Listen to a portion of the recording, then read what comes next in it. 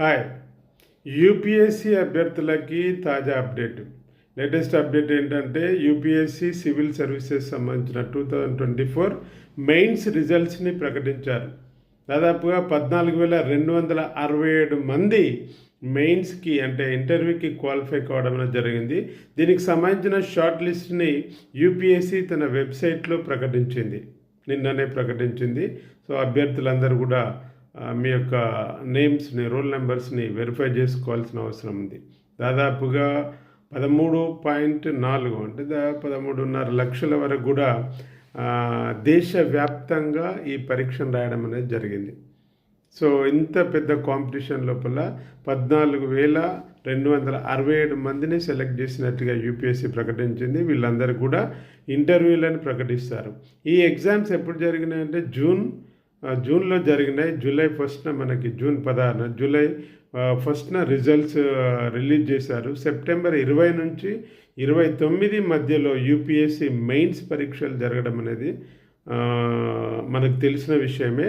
So ఈ UPSC ఇంటర్వ్యూకి సంబంధించిన తాజా అప్డేట్స్ సంబంధించి కూడా మన ఛానల్లో మనము అప్డేట్స్ ఇద్దాం. దానికి సంబంధించి కూడా ప్రతి ఒక్కరు కూడా ఫాలో కండి. ఎలా ప్రిపేర్ కావాలి, ఏమేమి ఉంటాయి కాంటెంట్స్, వాటికి సంబంధించిన మెంటర్షిప్ను కూడా మనము ప్రొవైడ్ చేయబోతూ ఉన్నాం. అవి చాలా యూజ్ఫుల్గా ఉంటాయి.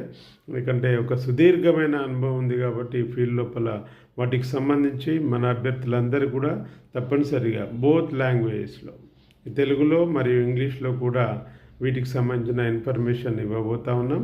సో తాజా అప్డేట్స్ కొరకు తప్పనిసరిగా మన ఛానల్ని సబ్స్క్రైబ్ చేయండి. ఎందుకంటే సివిల్ సర్వీసెస్ మెయిన్స్ ఎగ్జామ్ ద్వారా IAS, IPS, Indian foreign service, forest సర్వీస్కి వేరే ఎగ్జామ్ ఉంటుంది. అట్లాగే Indian police service, postal service, railway service, ఇట్లా చాలా సర్వీసెస్ ఉంటాయి. దాంతోపాటుగా సెంట్రల్ గవర్నమెంట్ సంబంధించిన జాబ్స్ లోపల గ్రూప్ ఏ, గ్రూప్ బి కింద కూడా చాలా పోస్టులు కూడా భర్తీ చేయడం జరుగుతుంది.